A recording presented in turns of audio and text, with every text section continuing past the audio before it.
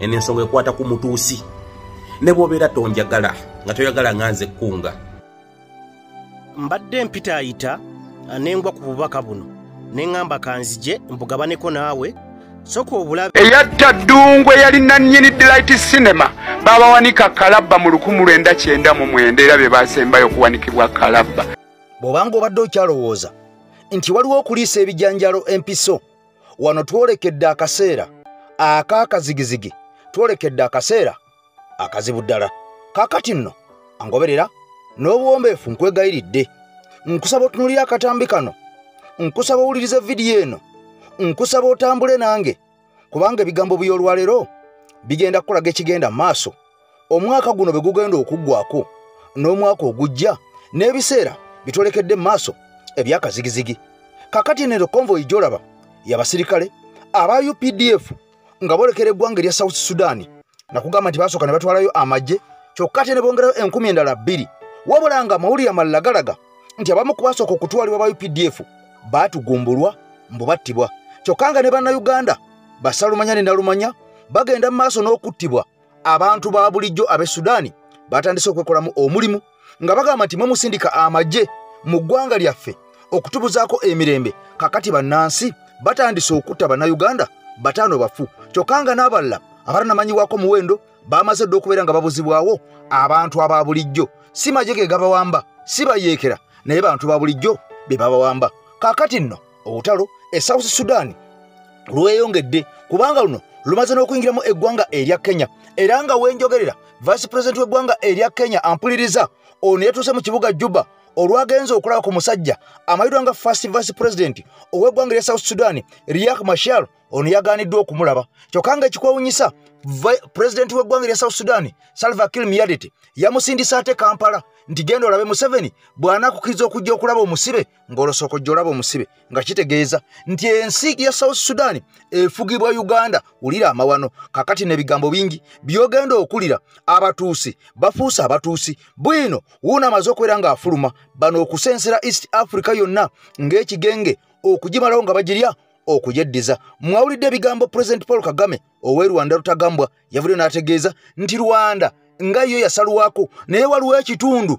ekirimu Abanyarwanda aba indigenous oba bannansangwa oba enzaalwa ekyasalibwa ne kireetebwa ku Uganda. Ono ng'ategeeza nti ekitundu ekyo kirimu Abanyarwanda abo era kye babanja babuuza Abanyarwanda abo beebuuza lwaki bali mu Uganda ate nga Abanyarwanda bennyini baazaalibwa eyo abalina okuba ku Rwanda. Nga kino kitegeeza nti ekitundu ekyo essaawa yonna kigozi. Ampuliriza mwenna mujjukira omusajja amayidwa nga Gashumba yavaayo n'aga nti Abannarwanda bwe banaatugoba muno tuddeyo e Rwanda n'ettaka lyaffe temwasobola kubeera nga mukitegeera. Kaakati nno kyekyo kye yali ategeeza era kyetwolekedde. Kati mukwano gwange ampuliriza nzikiza nkweyanjulira butereevu nnyo nsooke ngende mu nsonga ennene z'ogenda okutegeera olunaku olwaliro. Yenze AK Master atudde emabega w'omuzindaalo. Kaakati nno ogenda kulya ebigambo ebitiisa. Ampuliriza nkugambye nti ekiri e Sudaani kifumba mutuku, amagye agattiddwa. Kaakati omuka ogw'obutwa oba chemical weapon eyakubwa mu bannansi b'eggwanga erya South Sudan mbunga ekubwamu amagye aga UPDF ezadde ebitukula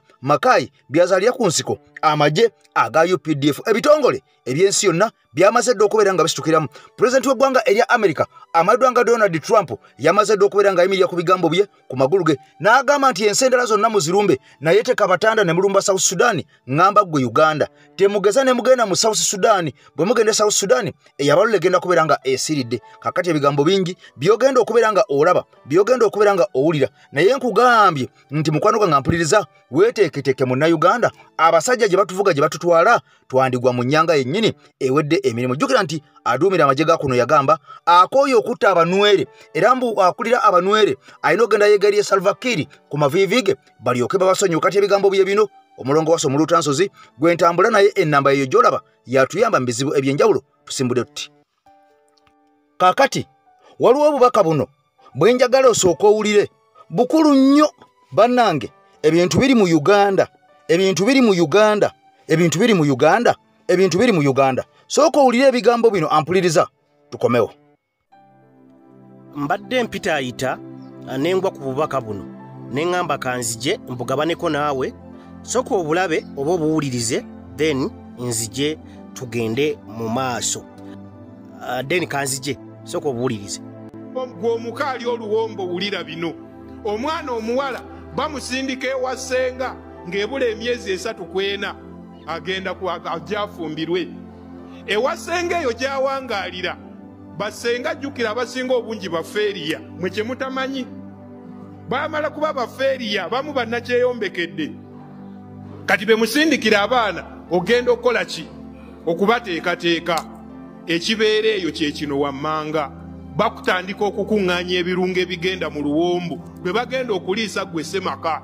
Kirevu kikoma eri, empale eri waggulu, kanzu eri waggulu, omuswaki gwa sunna otambula nagwo, naye bino tobiwona koomala okola embaga olwaleero. Omusaayi gwa heizi guvaamu ne bagukaza. Buli awali akooya. Kampala mukadde mu Nkwawa yonna bamwayo ebyoyo ne babyokya ne babikolamu ensaano. Kazambi Kapupu mwennyini naye bamwanika ne bamukolamu ensaano. Byonna ne bagatta wamu. Kati ne bagenda mu nsiko ne banoga emiti gino wammanga. Eriyo omuti oguyitibwa kazingankata. Mbwe baagala bakuzinga ng'enkata. Sekkoteka nti awo ojja mukoteka bukotesi olina okulogako ku musajja. Mwana wange omusajja olina omumuloga. Omuliisa eki? Omuliisa empunika. Gyonna miti bakuŋŋaanya. N'emirala. Kaakati ku lunaku lw'embaga. Ku lunaku olw'embaga lwennyini. Nga bagenda gwe wali oki? Empombo. Ezo empombo. Enkoko ya nnyinimu. Bagisutamyamu busutami. Neerabiddeyo n'omuti oguyitibwa kawugulaza bwongo. Giri waffe eyo Buganda. Ne wano weegiri taata neeyanzizza. Kirungi nti njogerya mu basajja abakulu kati nammwe mukitegedde. Nze olwategedde ebyo embaga n'enzigobera kazende muzikuluwo.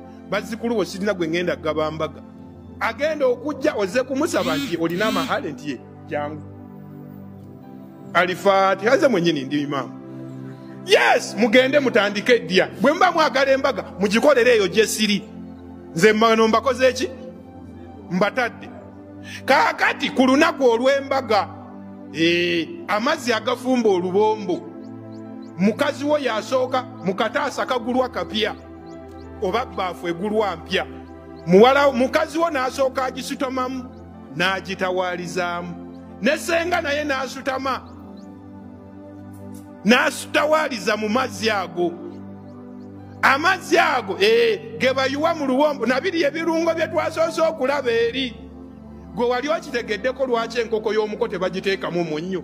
Abagole abali wano emwalirako omunnyo mu mpombo zammwe. Nze temumpa. Mundege. Nze kasana bimanye ku mbaga situula wano. Olwakumpa kwebyo neebeerera eri mu bakyali bannange gye neebeerere.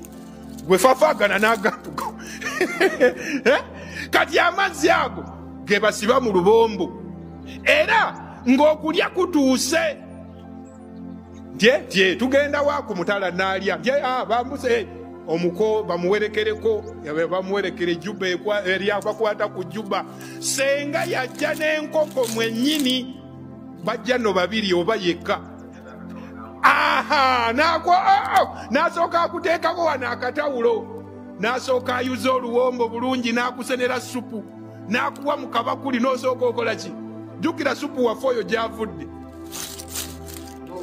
N'osooka owuuta bisimillah. Ekiravu ku senga n'akunyuula akakasiza ddala okulaba ng'obiridde. Ekyewuunyisa nti Allah w'amaanyi, embaga ekika ekyo tezitera kuwangaala. Nze nzirabye saawa eno bye bizibu bye tusanze mu mbaga. Kiki? Ebintu bifudde. Tukoze eki? Tukoppye ebitali byaffe. Nabbi sallallahu alaihi wasallama Allah bwe yali amujjulula mu bulamu buno obwensi yatugamba nti mbalekedde ebintu bibiri. Sina kya bugagga kyendese. Sina nti oba yiika ya ttaka gye mbalekedde. Sirina nti oba mbalekedde kalina erigindi mu kibuga Madiina. No, mbalekedde ebyobugagga bibiri. Biruwa ekitabo kya Allah Qur'an wa sunnat n'enkola yange. Kakati nno nga bwe nkunnyonnyodde Raila Odinga ebigambo byamusobyeko dda. Jjukira nti ono afuutuka mu ggwanga erya Kenya era y'omu ku babede ababadde bazze okubeera nga bamalawo endooliito mu ggwanga lino erya South Sudan. Wabula enviri zamuvudde ku mutwe era kyamuweddeko. Ono byatuuse e Juba kaakati nno n'asaba agenda alabe ku musibe amayidwa nga Dr. Riek Machar ono nga first vice president ow'omusajja ono Salva Kiir. Jjukira nti Salva Kiir Mayardit yakwata omusajja ono vice president we n'amukuba ekigi. Kati Raila Odinga bwe yatuuseyo okulaba ku musibe abasajja baamugambye tosobola kulaba ku musibe ono okujjako olina kusooka kuddayo mu Uganda weebuuze ku President Museveni weebuuze ku General Museveni bw'akukkiriza okujja okulaba omusibe nga naffe tukukkiriza ng'omulaba. General Museveni bw'agaana togenda kulaba musibe. Obuyinza obw'omusibe ono si ffe tubulina. Oli yatugamba tusibe omusajja ne tusiba omusajja kaakati omulimu gw'okumuta n'abagenyi abanaamulaba si gwaffe. Olina kusooka kulinnya nyonyi odde Kampala olabe omusajja oli bw'anakkiriza ojja komawo olabe omusibe. Kaakati nno n'agamba bwe yatuuse wa General Museveni n'amugamba tofaayo ngenda kubira Salva Kiir mugambe nti akukkiriza okulaba omusibe. Kaakati nno yategeezezza ensi n'agamba agenda alabe omusibe mbwe ebinaavaayo by'anoogera n'omusibe ajja kubitugamba. Kyewuunyisa kitiisa Mwami Museveni okubanga yasalirawo ab'e Sudan. Breaking news. I asked to be allowed to talk to Dr. Machar, but they were not able to allow me to see him. Instead, they recommended that I meet with President Museveni. So from Juba, I went to Entebbe and had a meeting with President Museveni. I reported to him what I had found in South Sudan. And after lengthy discussions, he said he was going to get in touch with President Kiir. So we agreed that I would go back to Juba later. So I've come back here, and I just want to say that it is a work in progress.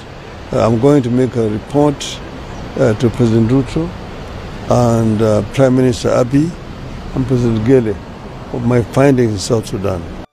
Kakati nno buloli ebigambo ng'ebyo osobola okubeera nga weewuunya ensi osobola okwebuuza nti Salva Kiir ddala ono pulezidenti yafuga eggwanga erya South Sudan nga tasobola na kuyimirira ku magulu ge okwesalirawo ebyo bigenda mu maaso mu nsi ye. Jjukira nti ono bwe yalaba abasajja bamuli bubi yakubira Mwami Museveni n'amugamba nnyamba ompa amagye agaba gankuuma abasajja bagenda kumpamba nga kino kitegeeza nti n'amagye gennyini aga South Sudan tegasobola kwebeezaawo gokka nga tegaliiko buyambi bwa Uganda tegasobola kuuma nsi yago gokka nga tegaliiko buyambi bwa Uganda. Otalo mujukiro lwasooka lwali okafungula nkete era yali UPDF eyagenda n'etaasa omusajja ono nga state house yaabwe baali bamaze n'okubeera nga bagisalako abasajja abayeekera. Kaakati nno Mwami Museveni yekka yakwatidde omusajja ono Salva Kiir okumusiba mu buyinza obw'abannansi ab'eggwanga erya South Sudan. Twebuuza oba abasajja tebaagala musajja ono lwaki omuntu obeera olemesa bannansi okweggyirako omuntu gwe batayagala bateekeko oyo oba oliawo gwe bakkiririza. Mujukira nti Salva Kiir ono akkiririza mu badinka bokka be bamukkiririzaamu kubanga naye mudinka. Amawanga agasigadde gonna ng'abanwere n'abalala bonna awo tebakkiririza mu musajja ono. Kakati nno njagala owulira ampuliriza abasajja bano abaaka bano abasajja bano abatuusi wulira ebigambo. Ne bw'obeera tonjagala nga toyagala nganze kunga ebisoko biteeke wabbali ne sheyalinga message eno kino kiteeka wabbali nti kunga yantama okay ekyo tukikkiriza naye sheyalinga ka message kano eno message ekwata ku mutuusi. Abatuusi be batwe balumba Rwanda bannansi ne babagoba mu nsi yaabwe ne bawanganguka ne bagenda mu nsi ezeetoolodde waawo tebaakomawo nawe babalumbayo ne babasibako emisango nti bayeekera. Kati gwe muna Uganda akyesisigiriza nti bwe banaabagoba mu nsi yammwe kuba bye bagenda bagoba omutuusi atuli maaso emyaka 4 kuba ne gye mwesisigiriza okuddukira Bungereza wa bakugamba yenaye n'asaba wano obutuuse tulina mutwala Rwanda. Ekyo olabye nti omutuusi akuli mu maaso emyaka 4. Aba batuula mu parliament ya Uganda ne babateeka mu constitution nenga okuva edda abanyarwanda baliwo mu ggwanga lyaffe lya Uganda nga tebali mu constitution. Aba babateeka mu constitution olowooza bo tebamala kitunulamu. Oteeka oti omuntu atayina waava mu constitution atayina waasangibwa. Kitegeeza nti babateekawo ne bamanya nti mu biseera bitono nnyo tugenda kuba tusaanyizaawo the indigenous tugenda kuba tubamazeewo nga ffe weetuli amagezi gazze nze nkugambye ekimu ne bwobeera tonjagala tambuza message gishe yalingiro giwe munno nga tanaba kudda mu kuzinga ngalo kwerwanako kufufugaza mutuusi kumugoba mu nsi yaffe at least abeere nga ayina information bavuddeyo beewadde ebifo nti fe abavandimwe ffe tusalawo bufuzi ki obugenda okuddako omunayuganda ali awo asirise akanya kyemukwekiriranya kukulemberamu bwati akulemberamu ng'omuvandimwe ali eno emabega ayina projekiti gy'ayagala etuukirire emyaka emirala 5 mu maaso gwewuunye bwe baatuula mu palamenti ne basalawo nti omunyarwanda tumuteeke mu constitution wano nga tayina buvo tayina wasangibwa tayina origini tayina nono tayina ki nene bagamba tulina omuteeka golowooza pulani zaabwe zaali ahead nnyo era gwe atanaba kumanya nti omulabe wa Uganda yoyo omuvandimwe omutuusi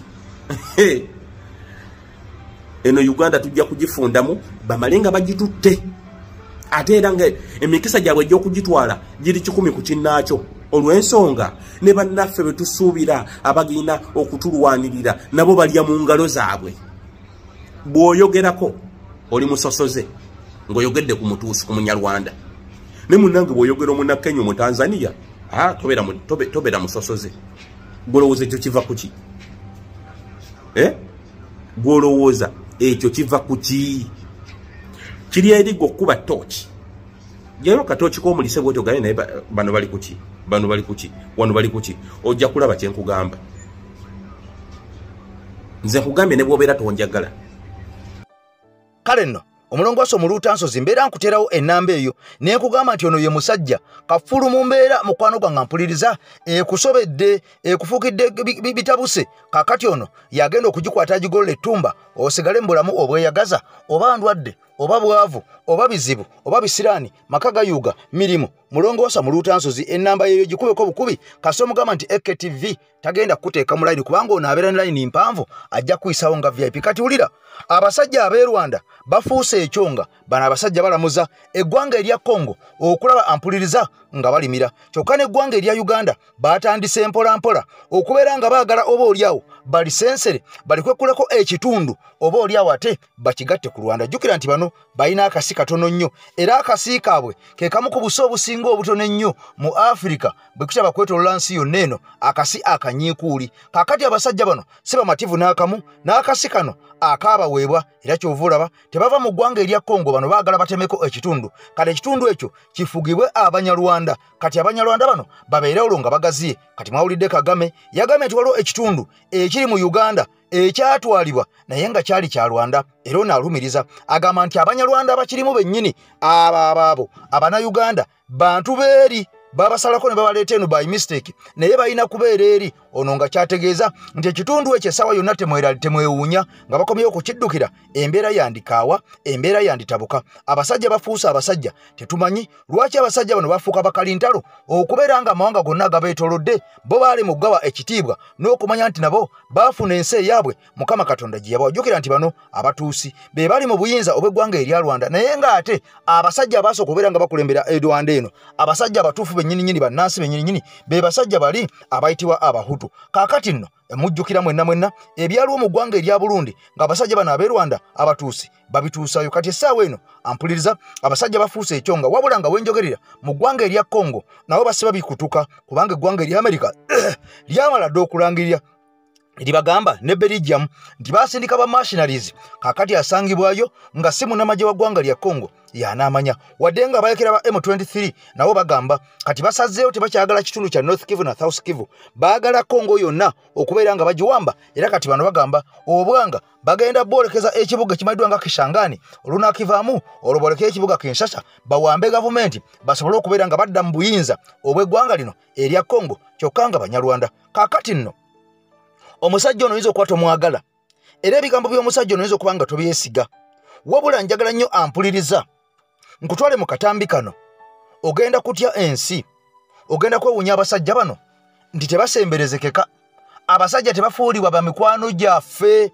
eyafuula abantu bano mikwano gyaffe ye yatutta mu ntandikwa era abo baali bajjajjaffe abaasembeza abasajja bano ne balyanga nabo ne banywanga nabo olwo ng'ewaabwe kifumba mutuku beetirimbula bwetirimbuzi nga byakuttale kaakati olwo bano baasembezebwa mu Uganda wabula oluvannyuma lw'okusembezebwa mu Uganda baafuuka ekyonga baafuuka ettabbo kaakati basinga nannyinimu entannama kati njagala nkutwale butereevu nnyo mu ggwanga erya Bungereza gye ngenda okujja omusajja ono ate mukomyewo wano tulete ne Kagame boogere ebigambo bombi biwulirize nkwegayirire nagambye akatambi kano nkusaba okamaleyo mukwano gwange kakeeto lwojja okufunamu mukwano gwange JS Wamala mu Amerika. Mu bye tuzze tusomesa wano nakugamba nti abatuusi bakulaba bagamba nti Rwanda ekoma ku Loditole Lukaya. Museveni mu kiwandiiko kye nabasomera wano n'abaga nti abachwezi bakoma Mawokota. Kitegeeza gomba Mawokota n'okudda eri byonna yonna waabwe era bo babadde basalako kati tundu lyabwe kati mukawefu bono gwe muwulira gwe baagala okusala mu Kongo ndoza bwe batudde ne bateesaamu ne baga nti naye kijja tumenya okumaliriza Kongo ate tutandike Buganda kino nakyo twali kikoze lumu ne kiggwa ne baga nti okay tukole tutya nti tulina kusooka ku gazeti nga map kati Buganda bwebanga ekkiriza nga Katikkiro bwe yagambye n'asayininga eno maapu egenda kukyusibwa eri mu United Nations bateekeyo eno eri mu South Buganda ne North Buganda tuyingire mu civil wars oba mu ntalo ze muwulire ziri North Kivu, South Kivu oba Eastern Congo. Lwaki eno emboozi yavudde dda mwe mwakagiwulira. Kagame bwe yabadde mu interview emu yayogedde bw'ati abasinga muyinza okuba temwawulidde naye muwulirize eddoboozi lino so waliwo abadde ne ka video kano nga akatambuza bwe muba mukalabye yes bwe muba temwakawulidde muwulire mutegeere ekintu kye mbagamba. They drew a line, left Rwanda on this side, and the other side it was called Congo. But this line divided the families, some of them Rwandan, even related. A similar situation with Uganda, by the way. Southwestern part of Uganda, a place with about 1 million people, they are typically Rwandan. But by that divide, during colonial times, these people were left there as Ugandans, and others were left here as Rwandese. But there are those who are indigenous to that place. And in fact, these are the ones who are fighting, whom the government is uprooting and saying, you go back to Rwanda. Kakati mwe mulaba ebintu, oba mutunuulira ebintu, ne mubiraba kungulu, ne mutafaayo ku digging deep into details. Buganda, as we speak, yaliba yagenze. Era nga kino Mengo ekimanyi era ekinamu omukono. Si Ssaabasajja Kabaka Ronald Muwenda Mutebi naye Katikkiro Charles Peter Mayiga n'akabinja akamanyiddwa nga Kakamega kakulira mu kiseera kino Mengo. Kale nno ebyewuunyisa tebiggwa mu nsi era ebyeraliikiriza tebiggwa mu nsi era ebitiisa tebiggwa mu nsi. Kaakati nno omusajja Kagame mumuwulidde kyokka nga ne Museveni ebibye nabyo mubiwulidde. Bano abasajja baagala kulizaamu ddala Buganda okulaba nga bagifuula kitundutundu ku ggwanga erya Rwanda. Bino nno si mawulire malungi. Oyinza okulooza nti byakusaaga ebintu bitandika bwe bityo kyova olaba nga ne maapu empya eyafulumye eriko north eneriko south central tezikyawera bw'oba ozigasse wamu tezikola Buganda yawamu. Buganda ebadde nnene kakati bana abasajja bagikutuddeko ebitundu ne bafulumya maapu empya ng'eriko north ne south central naye nga zino ezafulumiziddwa bw'oba ozigasse ate tezenkana na Buganda ebitundu ebimu byasaliddwako byalazeewa byateereddwa ku region ki kakati nno ebigambo byewuunyisa wabula bino byonna ogenda mu maaso eyandibadde akondeeminga n'okuvumirira ekigambo kino amanyiddwa nga Mayiga Charles Carol Peter Mayiga kakati ono ebigambo naye byayogera bimalamu bumazimaanyi yogera nti amawulire mangi agaze nga gafuluma ku musajja ono nga galaga nti ono yali ayagala awummuzi baali baagala awummuzi bo ku bwakatikkiro bwa Buganda naye mbu ono okusinziira ku Fred Kajubirumbuye agamba mbu ono yalemera ku bwakatikkiro n'agaaka abeeruwale kabe Katonda tagenda kuva ku bwakatikkiro era ono n'awera n'aga nti ke banalonda katikkiro omulala tagenda kulinya mu ofiisi eno tagenda kugituulamu tagenda kugibeeramu kaabeeruwale kabe Katonda kale bw'owulira ebigambo nga bino tosobola kubeera nga totyamu naddala gwe omuganda akkiriza mu Buganda amanye nti Buganda ne Uganda nsi yo kati weewuuza omuntu Katikkiro Charles Peter Mayiga okubeera nga ebigambo bino byayogera weewuunya ne Ssaabasajja Kabaka byayogera birala nnyo tebifaanagana yadde tebikwatagana yadde buli omu ayogera kiki Ssaabasajja agamba nti Buganda essaawa yonna egenda kusaanyizibwawo okusinziira ku byalengera ne byalaba ebigenda mu maaso Mayiga agamba Buganda weeri oyogera otya mbu egenda kusaanyizibwawo gw'obijjawa nga Buganda erazeewa egenze Zaire egenze Congo oba bagitadde Rwanda mulekerawo okwogera ebigambo bye mutategeera ono addamu Ssaabasajja Kabaka bannange bigambo bitiisa bya nnaku ate binene nnyo sooka obiwulire tukomewo mapusa ezo Buganda teriimu yegenze ludda Buganda yagenze Tanganyika gwe Charles Peter Mayiga njagala nkugambe ebigambo bineno bikuyingire mwaka akatweka akokolugezigezi waneno mu Buganda Ssaabasajja Kabaka bw'abayogedde taddibwamu tasongwamu mu mwogo gojja owunyiriza buli kimu ebikwatako n'ebitakukwatako mirundi mingi ozolabikira mu butambi obw'enjawulo ng'ovolavola Ssaabasajja Kabaka osongasonga obumwamwamwa tulangirira lumu naawe nti n'ofuuse Kabaka kale olabe omusongasongamu oyombayomba njagala kutegeeza wano mu Buganda bw'obanga gwe toli Muganda respecting ennono z'abantu ate tuwa abakulembeze b'ennono ekitiibwa ate kati foyo bw'aba ayogedde tuteeka buteesi mu nkola ky'abaagambye tetusuubirayo Mayiga kujja kutugamba otugamba gwe ngaani oyo Kabaka bw'aba ayogedde tetusuubirayo muntu mulala yenna kujja kwogera gw'oyogera ngaani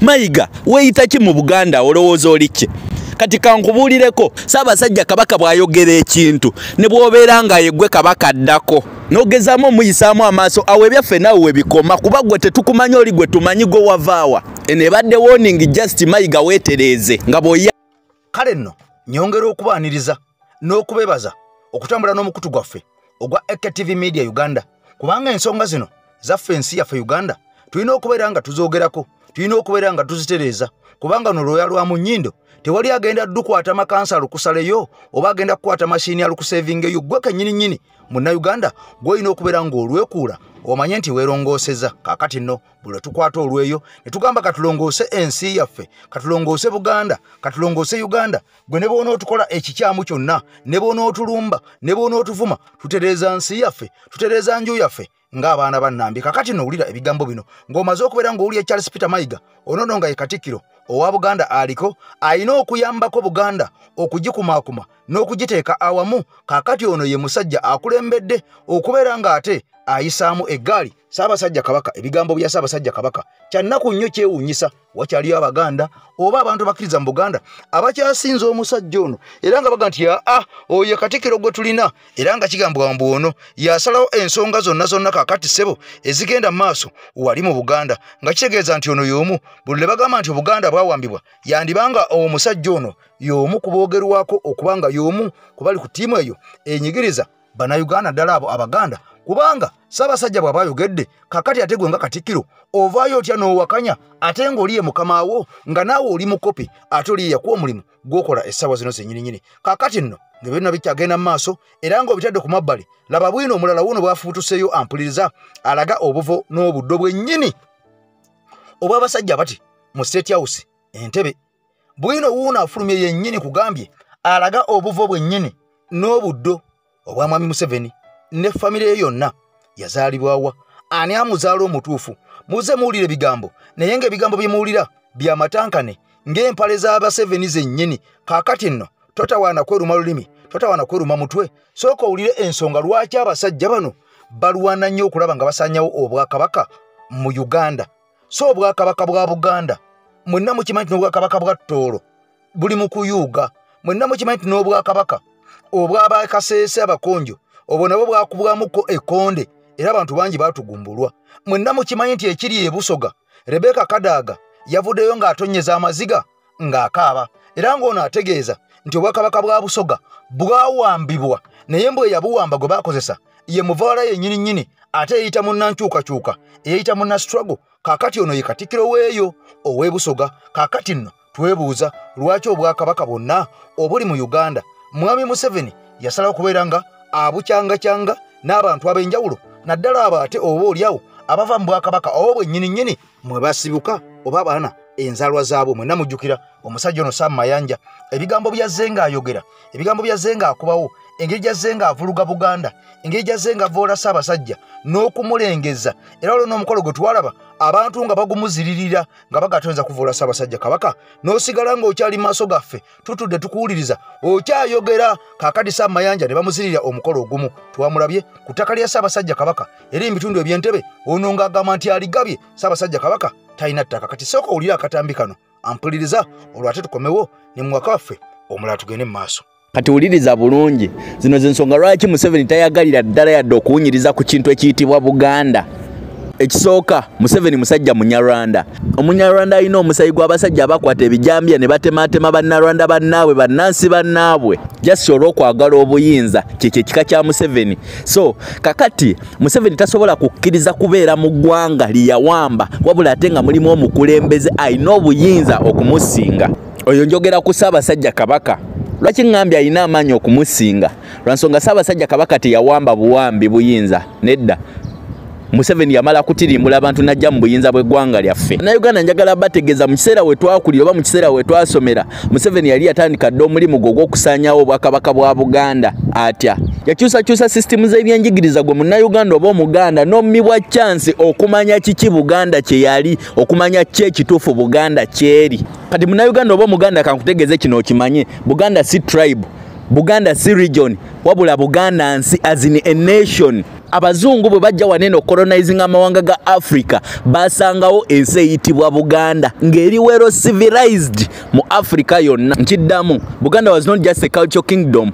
it had the full structure of a sovereign state Abangereza oba abafuzi b'amatwale bwe bajja waneno ba recognizing amaanyi obwakabaka bwa Buganda ge bwali bulina ne basalawo na kugifugira under indirect rule lwansonga singa basalawo kuteekawo kibbuli amazima ga Katonda mugulu abantu baali bawulira obwakabaka era baali ready okulwana eggwanga lya Buganda lyali lirina omukulembeze nga ye kabaka oyo yali supreme ruler and symbol of unity lyali lirina olukiiko yali parliament lyali lirina Katikkiro prime minister omulamuzi chief justice omuwanika treasurer saza chief bakulembeze b'amasaza Lubiri Royal Palace it was a center of power and administration clan system ate nga buli kika kirina omulimu gwakyo mu Lubiri taxation and tribute system eyakuŋŋaanyanga omusolo okusobola okuyimirizaawo obwakabaka lina military and organized defense eryejezzibiza lyali ku maboda za Buganda n'okukuuma Bannayuganda bonna kati ensi gye twogerako era okumanya yali amaanyi n'abafuzi b'amatwale ensi Buganda gye basooka okuwa obwetwaze nga tebannawa Uganda bwetwaze Museveni bwe yajja n'akuliyetingawo struggle wakati wa Uganda ne Buganda that's why tuli mu kasasiro ono gwe tulimu essaawa zineeno era afuba nnyo okulaba nga Buganda tebeera recognized kumanga bwebeera recognize amazima gali nti ebeera esiikiriza obuyinza bwe yabba lwansonga Buganda is a nation within a nation simanyi oba okategedde bulungi Buganda nsi eri mu Uganda okay kankwekyo okulabirako ku Rwanda ne Buganda ekubisaamu Rwanda emirundi 2.5 whereby nti Buganda erina square kilometers 6,114 ate Rwanda erina square kilometers 2,638 kineno ne kiwe eggwanga lya Rwanda percentage ku 10 ebitundu 43 ku buli 10 newankubadde ate Rwanda esingako ku Buganda population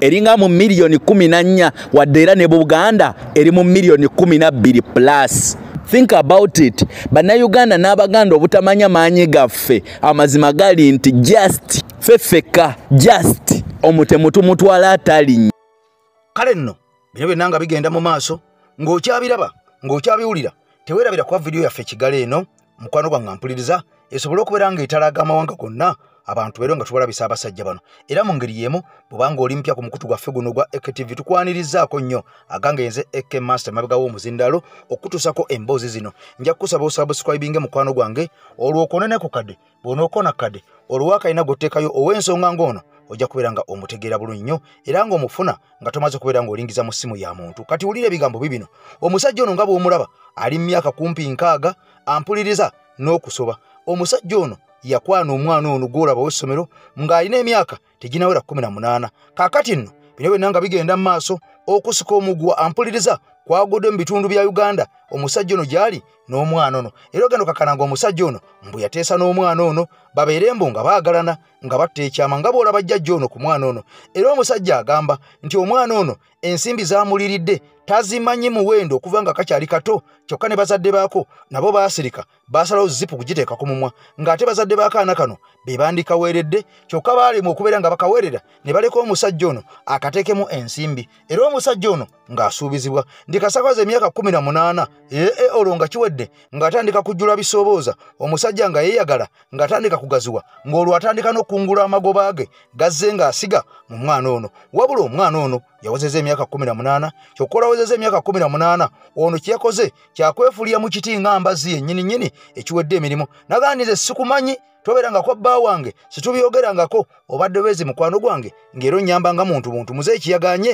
era bagoledde bali ku poliisi biibino njagala osooka byewulirireko abasajja abakulu batandise okubeera ngo oba oliawo emitima gyabwe emmeeme zaabwe baazijja ku bantu ab'emyaka gyabwe kaakati baasala okugenda eri mu magi wansi baaluza magi gaabwe basobole okubeera ngo oba oliawo beeriira ku magi amato beefunira abawala abalimu omusaayi kaakati n'abaana bo abawala abato tubatiira ddala omuwala ng'ono obeera otya ne muzeeyi ng'ono ne mujja nga mutta ekyama okuva obutoli myaka 14 15 16 17 paka ku myaka 18 ng'ogende wa muzeeyi n'omuganga bugenda mufumbirwa bw'omwagala bwe mwagalana kaakati ate essaawa bwetuuka ate ne weefula kyova olaba nga tuzze tulaba ettemu ery'enjawulo naddala mu bawala oba oliawo n'abakyala bennyini omusajja ng'ono ng'omulidde ensimbi ze ng'emyaka giweze omwana ng'ono kaakati nga wamusuubiza emyaka ne gituuka gye wamusuubiza ate ne weefuula nga ne bazaddewo batunula butunuzi ng'embuzi eyakizza ekibya oba batamanyi kigenda mu maaso ebintu bino bireetedde obukyayi bireetedde famire okubeera nga zaawukana bireetedde bannansi okubeera nga battiŋŋana nga tewali muntu n'omu ayamba olw'okuba nga sayidi ne sayidi zigenda ne zigwegwenyuka omuzeeyi ng'ono n'alaba akawala nga kano akato bwe kati n'asalawo akafuule mukyala we kakati ali n'akawala nga kano ne kalekayo abaana sayizi zaabwe ne kalekayo n'okusoma ne kalekayo n'okwebuuza ku bazadde baako ne bazadde baako ne balema okubeera nga babuulirira akaana kano kaveemu ebyo bye kakola nako ne kasalawo olwo kabeere nga kaligita n'okupepeya n'okubeera nga essuubi lyako kalitadde muzeeyi ono ne kamuwa essuubi eritaliiyo kati muzeeyi ono bw'agwa ku kigambo nti ate weefudde yandikola ekibi n'ofundikira ng'ofudde akati ne muzeeyi ne bamusiba mu kkomera naye n'avundirayo abantu ne bafa bwe batyo okuva mu ggwanga sooka obiwulire abawala b'amasomero bukyanga balya ssente z'abasajja musaayi muto ono gwe mulaba mu uniform ku luno yakiguddeko kyamutuddemu mu kavidiyo ako kolaba omuwala ono amaze ebbanga ddene ng'alimba musajja mukulu ono myaka 78 omuwala kati yakaweza emyaka 18 ono azze amusuubiza nga bwamwagala okukamala obukamazi ng'agamba musajja mukulu ono nti nkwagala nnyo era wempereza emyaka 18 enzija buzi tubeere nga tuwewasa kubanga nkufumbirwa musajja mukulu nekyamujja enviri ku mutwe kwe kulaba mwana muwala ono ate ng'agenda aguluba n'obulenzi obulala musajja mukulu nekyamujja enviri ku mutwe okakkana nga tasibidde ku poliisi ono ng'agenda ku poliisi awaabira mwana muwala oyo bamutwalidde na mu uniform ng'agamba nti mukyala mukulu ono amaze ebbanga ddene nga ne fiizi nzaamuwaayo era nga nsuubizanga bwanjagala okukamala obukamazi wabula ye omuwala yagambye nti ffe tuli babbadi ko omusajja ng'agamba nedda tubadde mu relationship naye abasajja okujjako nammwe okwebuza amagezi kati wane tugusaliraani tugusalire muwala oba tugusalire musajja ng'odde otya ku mwana asoma n'otandika omupokera omusimbi omuto bw'atyo olw'okubamba agambye akwagala nnyo wendowoozayo ku nsonga eyo guno tugusaliraani omuwala yagamba omusajja nti nkwagalanya ate omusajja agamba omuwala yatandise mulaba n'abavubuka bulala nga bagenda atambula nabo ogwo tugusaliraani musajja oba muwala